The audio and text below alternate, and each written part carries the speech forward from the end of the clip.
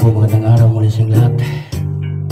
Kumusta kayong lahat mga kapatid, lalo na sa aking masuking tagapagsubaybay sa kamawitin. Ngayon muli tayo ay magsama-samang makinig sa awitin na aking likha pa po sa Panginoon. Marami akong awit dyan sa YouTube mga kapatid kung nais nyo umawit ng Tagalog songs at mayroon ding may nuswan dyan kasama. Nandiyan napakaraming awit mga kapatid papuri sa ating Panginoon. Sabi pa sa awiting ito mga kapatid, huwag kang magtatampo sa Panginoon kapag ang kahilingan mo ay hindi kanya pinagbigyan. Maraming ganon, excuse me mga kapatid. Kapag hindi tayo pagbigyan ng Panginoon sa kahilingan, magtatampo agad tayo. Pero alam ng Diyos mga kapatid na kaya hindi kanya pinagbigyan dahil minsan mapapahamak tayo kapag tayo pagbigyan ng Panginoon ng mga pagpapala na hindi pa tayo handa. Katulad lang ng pera, kapag marami kang kayaman ng pera, malay natin makalimot ka sa Panginoon magpasalamat. Ganon din, marami kang kayabangan, may kayabangan ka na kapag marami kang pera. Kaya nais ng Diyos nga manatiling tayo sa kanilagyan natin mga kapatid. Manatiling laging tumawag at magpasalamat sa Kanya. Dahil yan ang nais ng Panginoon sa atin. Okay?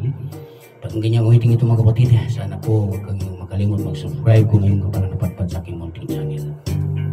Excuse me.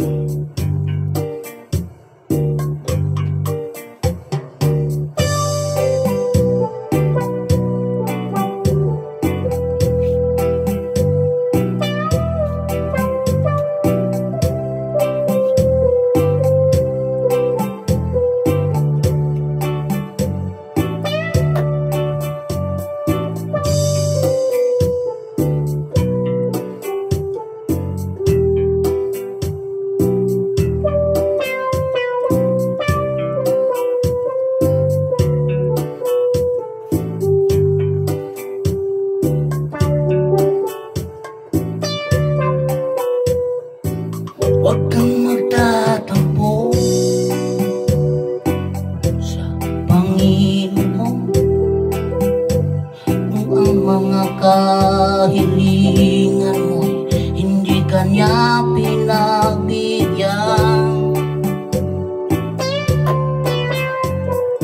Huwag mo sanang isipin na hindi Kanya mahal. Huwag mo sanang isipin na ikaw ay Kanya nang nalimutan.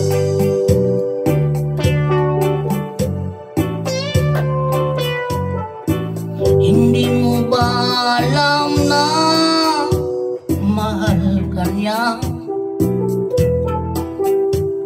Ayaw Kanyang pahamak. Ibibigay sa'yo ang nais mo, basta't maghintay ka lang ng tamang panahon. Nakikita niya ang unahan ng ating buhay. Nakikita niya kung ano ang mangyayari sa'yo. Kung kaya hindi Kanya pinagbigyan, baka mapapahamak ka lamang.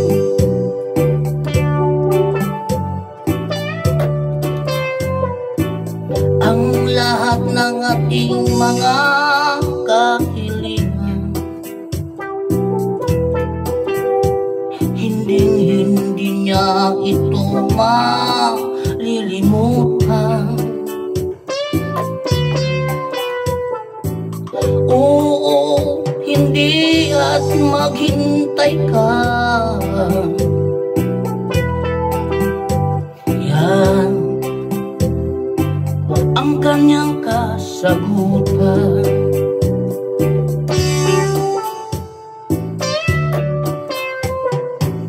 Ibibigay sa'yo ang nais mo, basta't ihanda mo lang ang isip at puso. Hindi siya madamot tulad ng akala mo. Maghintay ka lang ng tamang panahon.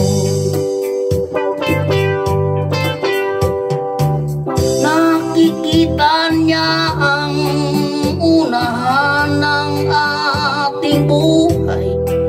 Nakikita niya kung ano ang mangyayari sa'yo. Kung kaya hindi kanya pinagbigyan, baka mapapahamak ka lamang. Nakikita niya ang unahan ng ating buhay. Nakikita niya kung ano ang mangyayari sa'yo. Kung kaya hindi kanya pinagbigyan, baka mapapahamak ka lamang.